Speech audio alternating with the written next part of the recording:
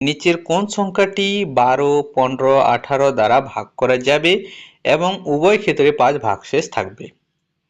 তাহলে আমরা উত্তরটা বের করার জন্য কি আমরা এগুলো অপশনগুলোকে চেক করে দেখব 12 দিয়ে, 15 দিয়ে, 18 দিয়ে? না, সেরকম যদি করতে যাই তাহলে কিন্তু আমাদের অর্ধেকটা সময় এই প্রশ্নটা সলভ করতেই চলে যাবে। তাহলে করব কি, আসলে এই যে তোমরা অঙ্কটা দেখছো এটা হচ্ছে লসাগু গসাগুর অঙ্ক। লসাগু গসাগুর কনসেপ্টটা কি বলতো?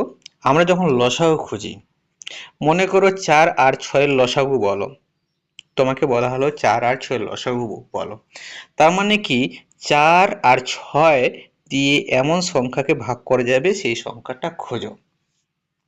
তো 4 আর 6 লসাগু কত হবে? লসাগু হবে 12। তো আমি সরাসরি মৌখিকভাবে 12 বলে দিলাম কি করে? তোমাদেরকে বলেছি আগের ক্লাসগুলোতে যে যেই সংখ্যাটা বড় হবে, এখানে 4 আর 6 এর মধ্যে 6 বড়। এই যে 6 বড়, 6কে আমরা গুণ করতে থাকবো যতক্ষণ পর্যন্ত আমরা এই যে 4 সংখ্যা, এই 4টা দিয়ে আবার সেই যে গুণিতকটা পাওয়া গেছে সেই গুণিতকটা ভাগ যায়, ততক্ষণ পর্যন্ত আমরা গুনতে থাকবো। তাহলে 6 কে 6, 6 কে 6, তাহলে 6 কি 4 দ্বারা ভাগ করা যাবে? যাবে না। 6 কি 2 দিয়ে ভাগ করা যাবে? 6 কে যদি আমরা 2 দিয়ে গুণ করি অর্থাৎ 12 হবে। 12 কে 4 দ্বারা ভাগ করা যাবে? যাবে। তাহলে আমরা এখানেই থেমে যাব। তাহলে সঠিক উত্তর হয়ে মানে লসাগুটা হবে আমাদের 12। বোঝা গেছে? এইভাবে আমরা লসাগু করি।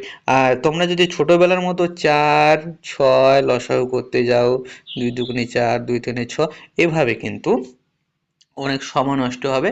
আর পরীক্ষার সময় কিন্তু এভাবে করে না। তো এখানেও ঠিক সেরকমই আমাদের এই যে 12, 15 আর 18 এগুলো দিয়ে আমরা লসাগু খুঁজতেছি, আর তার সঙ্গে 5 যোগ করতে হবে। এখানে বলা হয়েছে উভয় ক্ষেত্রে 5 ভাগশেষ থাকবে। তাহলে 12, 15, 18 লসাগু কত? এই যে আমি নিয়মটা শেখালাম যে আমরা সব থেকে বড় সংখ্যাটাকে ধরে নেব, এবার আমরা গুণ করতে থাকবো।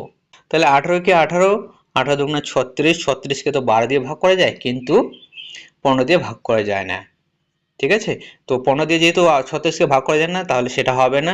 18 তিনে কত হয়? 18 তিনে 54 হয়। 54 কেও তো 15 দিয়ে ভাগ করা যায় না। 18 চারে 72, 72 কেও 15 দিয়ে ভাগ করা যায় না। 18 8 144, 18 8 144 কেও 15 দিয়ে ভাগ করা যায় না। 18 162, 162 কেও কিন্তু 15 দ্বারা ভাগ করা যায় না। তাহলে কোনটা দিয়ে ভাগ করা যায়? 18 10 180, 180 কে 15 দিয়েও ভাগ করা যায়, 12 দিয়েও ভাগ করা যায়।